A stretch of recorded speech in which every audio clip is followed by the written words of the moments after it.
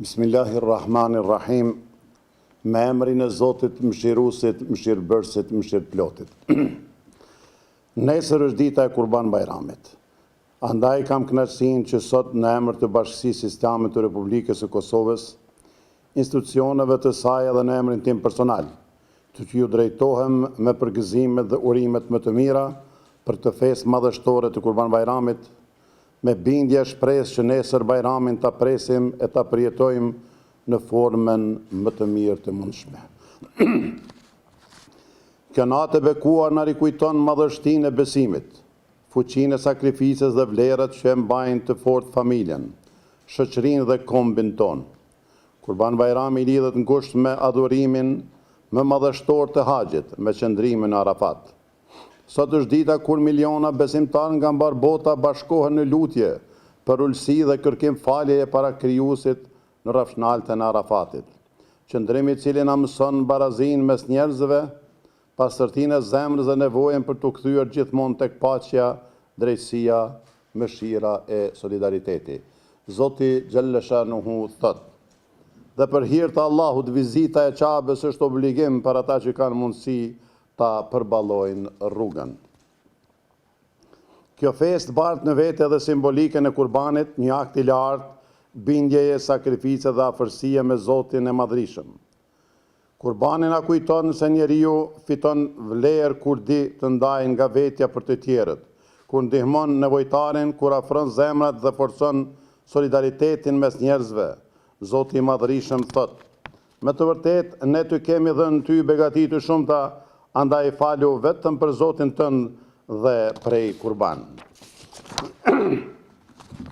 Të nderuar vëllezër e motra, sot më shumë se kurrë kemi nevojë të ruajmë traditat tona më të mira, të forcojmë familjen si themel të shoqërisë dhe të kultivojmë respektin, dashurinë dhe kujdesin për njëri tjetrin. Bajrami është festë që bashkon gjenerata, hap dyert e zemrës dhe rikthen vlerat e mirësisë, faljes dhe mirëkuptimit. Njeriu si krijesa më e bekuar dhe më nderuar, e pajisur me mendje, ndërgjegje dhe vlera që e dallojnë nga çdo krijesë tjetër, është thirrur në vazhdimsi përmes zbulesës hyjnore të ndërtoj paqe, mirëkuptim, bashkëpunim dhe solidaritet mes njerëzve. Njeriu është krijuar me qëllim që të përhap dashuri, drejtësi dhe mëshirë, e jo urrëtie, përçarje e shkatërrime. Në realitetin politik dhe ekonomik që po kalon vendi ynë, kjo festë na fton të reflektojmë për më shumë përgjegjësi, unitet dhe shpresë. Le të jetë Bajrami një moment afrimi mes njerëzve, te i kalimi ndasive dhe forcim i besimit. Me 7 muaj të ardhshëm, vendi ynë përballet me një moment vendimtar për demokracinë, dinjitetin qytetar dhe të ardhmën e shtetit.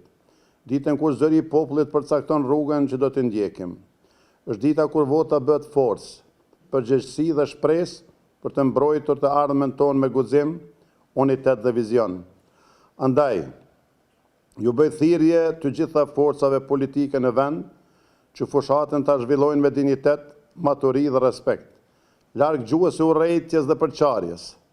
Le t'ju garohet me ide, vizion dhe përgjegjësi ndaj dheut, sepse sovrani është qytetari dhe vullneti i tij duhet të respektohet mbi çdo interes politik. Pavarësisht rezultatit, Kosova ka nevojë për unitet, bashkëpunim dhe institucione të forta që i shërbejnë popullit dhe mbrojnë të ardhmen e vendit tonë. I dërguari i fundit për njerëzimin mbar, Muhamedi a.s. ka thënë: më i dashuri tek Zoti është ai që është më i dobishëm për njerëzit. Ruajtja e vlerave morale, kultivimi i ndërgjegjes, edukimi shpirtëror, përgjegjësia individuale shoqërore, paqja e brendshme, solidariteti njerëzor, respekti reciprok dhe përkushtimi ndaj së drejtës përbëjnë virtyte themelore që duhet të karakterizojnë besimtarin e devotshëm dhe të drejtë. Megjithatë, me dhimbje të thellë themi se po jetojmë në një botë ku luftrat, konfliktet dhe padrejtësitë vazhdojnë të marrin jetë të pafajshme çdo ditë.